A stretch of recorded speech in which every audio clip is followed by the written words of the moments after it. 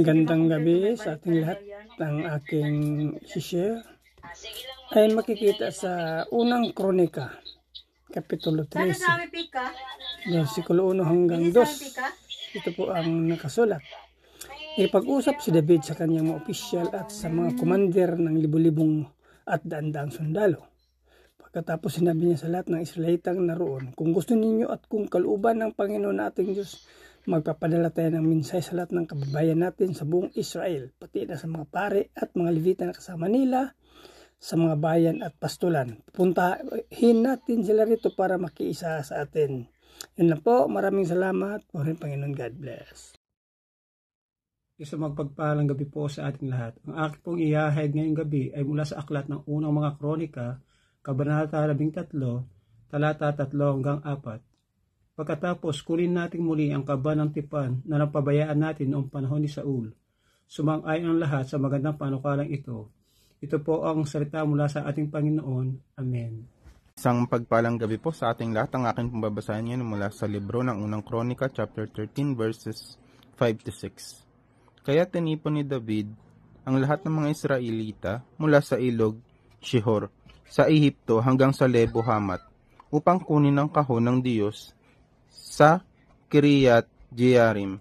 Pumunta si David at lahat ng kasama niyang mga Israelita sa Baala o Kiriat Jearim, nasakop ng Juda, para kunin doon ang kahon ng Diyos na Panginoon, na tinawag na pangalan ng Panginoon na nakaluklok sa gitna ng mga kerubin. Amen. God bless po.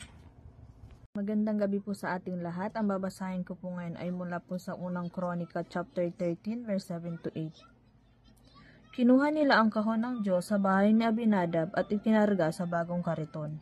Sina Uza at Ahio ang umalalay sa kariton. Buong lakas na nagdiwang si David at lahat ng mga Israelita sa presensya ng Diyos. Umawit sila at tumugtog ng mga alpa, lira, tamburin, pompyang at trompeta. Amen. God bless po. Magandang gabi po sa ating lahat. Ang aking babasahin ngayon ay makikita sa 1 Chronicles chapter 13 verses 9-10. Ito po ang nakasaad. And when they came unto the threshing floor of Chidon, Uzzah put forth his hand to hold the ark, for the oxen stumbled. And the anger of the Lord was kindled against Uzzah, and he smote him, because he put his hand to the ark, and there he died before God. Yan lang po. Maraming salamat po rin ang Panginoon. God bless. Hello po, good evening. Ang aking pong Bible verse for today is from 1 Chronicles chapter 13 verses 11-12. Nagalit si David dahil pinarusahan ng Diyos si Uza. Kaya't ang lugar na iyon ay tinawag na Perez Uza mula noon. Subalit natakot rin si David sa Diyos, kaya't nasabi niya, paano ko ngayon iuuwi ang kaban ng tipan? Ang mabuting balita ng ating Panginoon. God bless! Muli po isang mapagpalang araw po muli sa ating lahat. At narito po muli tayo upang magpatuloy sa ating ginagawa. Ang devotion, ang pagbabasa po ng Biblia sa bawat araw. So, narito po yung mga aral na makikita po natin sa 1 Chronicles chapter 13, verse 13-14. Sabi po dito, hindi niya dinala ang kaban ng Diyos sa lungsod ni David, kundi dinala ito sa bahay ni Obed-Edom na taga-Gat. Nanatili ang kaban ng Diyos sa bahay ni Obed-Edom sa loob ng 3 buwan at pinagpala ng Panginoon ang sambahayan ni Obed-Edom at lahat ng kanyang ari-arian. So, dito makikita po natin na yung simbolo ng kaban ng Diyos.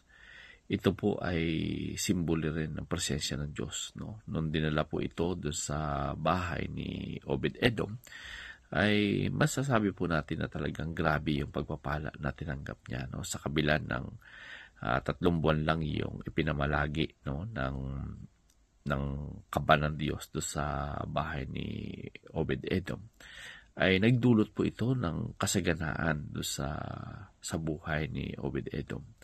Dito po natin makikita na yung presensya ng Diyos, yun po yung nagdadala ng pagpapala, Kung kaya't sa ating pagkatao at sa ating buhay, kapag kasama natin at yung presensya ng Panginoon ay lagi sa atin, talagang andun po yung pagpapala ng Panginoon, no?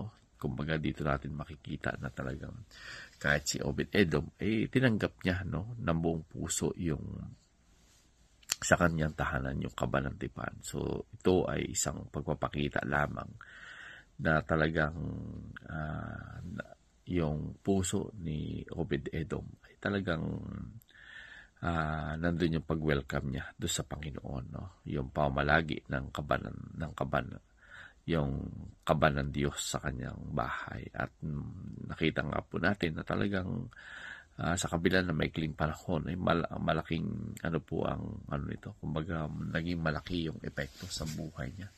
Talagang siya ay pinagpala ng Panginoon. So hindi po yan sa ikli o haba ng panahon. Ang pinaka-importante po dito yung ating puso na nandun yung pag-welcome natin sa Panginoon, yung kanyang presensya, no, sa ating buhay.